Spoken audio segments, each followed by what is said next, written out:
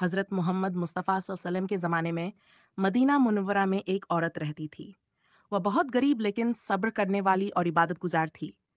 اس کے شوہر کا انتقال ہو گیا اور اس کے چھوٹے چھوٹے بچے تھے۔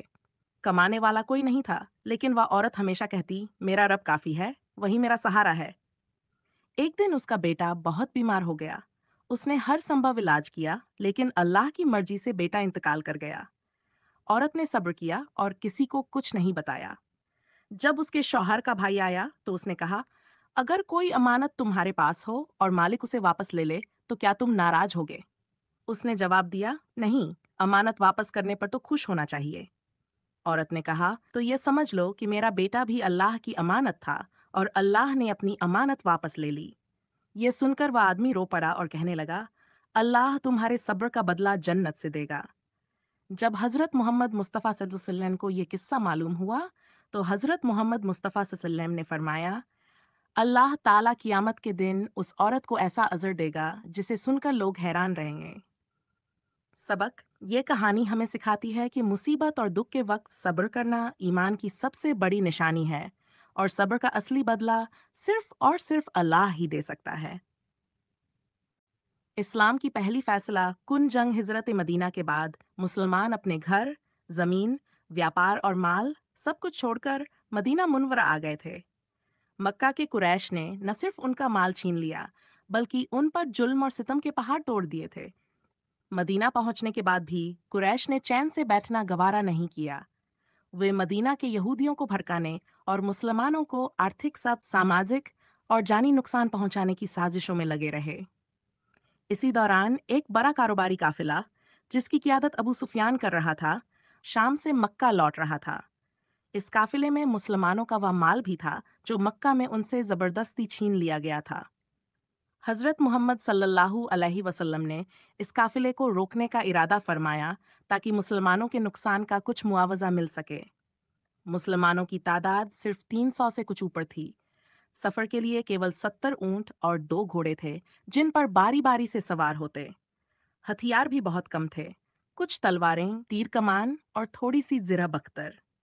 دوسری طرف قریش مکہ نے اپنے قافلے کی حفاظت اور مسلمانوں کو سبق سکھانے کے لیے 1000 جنگجو، 100 گھوڑے، 700 اونٹ اور پورا جنگی ساجو سامان لے کر بدر کے میدان کی طرف کوچ کیا۔ اللہ تعالیٰ نے اس موقع پر مسلمانوں کو یقین دلایا کہ ان کی مدد ہوگی، جیسے پہلے بھی کمزور حالت میں مدد کی گئی تھی۔ مسلمانوں کے دلوں میں ایمان کا جذبہ تھا اور اللہ پر پورا بھروسہ۔ جنگ سے ایک دن پہلے رات کو ہلکی بارش ہوئی جس سے مسلمانوں کی زمین سخت اور مضبوط ہو گئی، جبکہ قریش کی طرف کا میدان کیچڑ میں بدل گیا۔ اللہ نے مسلمانوں پر ایک سکون بھری نیند بھی طاری کر دی تاکہ ان کے دل مطمئن ہو جائیں۔ پھر اللہ نے اپنے فرشتوں کو ان کی مدد کے لیے بھیجا، جن کی موجودگی سے ان کے حوصلے اور بڑھ گئے۔ 7 رمضان سن 2 ہجری کو جنگ شروع ہوئی۔ عرب کے رواج کے مطابق پہلے ایک ایک کر کے مقابلہ ہوا۔ قریش کی طرف سے عتبہ، شیبہ اور ولید میدان میں آئے اور مسلمانوں کی طرف سے حضرت حمزہ رضی اللہ عنہ، حضرت علی رضی اللہ عنہ اور حضرت عبیدہ رضی اللہ عنہ نکلے۔ تینوں مقابلوں میں مسلمانوں نے جیت حاصل کی۔ اس کے بعد عام جنگ چھڑ گئی۔ حضرت محمد صلی اللہ علیہ وسلم ایک جھونپڑی میں بیٹھ کر اپنے ہاتھ اٹھائے دعا فرما رہے تھے کہ اے اللہ، اگر آج یہ جماعت ہلاک ہو گئی تو زمین پر تیرا نام لینے والا کوئی نہیں رہے گا۔ مسلمان پورے جوش کے ساتھ یا منصور امت کا نعرہ لگا رہے تھے اور دشمن کے سامنے ڈٹے ہوئے تھے۔ اللہ کی مدد اور ایمان کی طاقت سے مسلمانوں نے شاندار فتح حاصل کی۔ قریش کے 70 آدمی مارے گئے، جن میں ان کا سردار ابو جہل بھی تھا، اور 70 قید کر لیے گئے۔ مسلمانوں کے 14 ساتھی شہید ہوئے۔ قیدیوں کے ساتھ نرمی کا برتاؤ کیا گیا، کچھ کو فدیہ لے کر چھوڑا گیا، اور جو پڑھنا لکھنا جانتے تھے انہوں نے مسلمان بچوں کو تعلیم دے کر اپنی آزادی حاصل کی۔ غزوہ بدر نے ثابت کر دیا کہ اللہ کی مدد، ایمان کی مضبوطی اور صبر ہی اصلی طاقت ہے، نہ کہ بڑی تعداد یا بھاری ہتھیار۔ اس جنگ نے اسلام کی بنیاد کو مضبوط کیا اور پوری دنیا کو دکھا دیا کہ جب اللہ کی مدد ہو تو چھوٹی سی جماعت بھی سب سے بڑی طاقت کو ہرا سکتی ہے۔ حضرت محمد مصطفیٰ صلی اللہ علیہ وسلم کے زمانے میں مدینہ منورہ میں ایک عورت رہتی تھی۔ وہ بہت غریب لیکن صبر کرنے والی اور عبادت گزار تھی۔ اس کے شوہر کا انتقال ہو گیا اور اس کے چھوٹے چھوٹے بچے تھے۔ کمانے والا کوئی نہیں تھا، لیکن وہ عورت ہمیشہ کہتی، میرا رب کافی ہے، وہی میرا سہارا ہے۔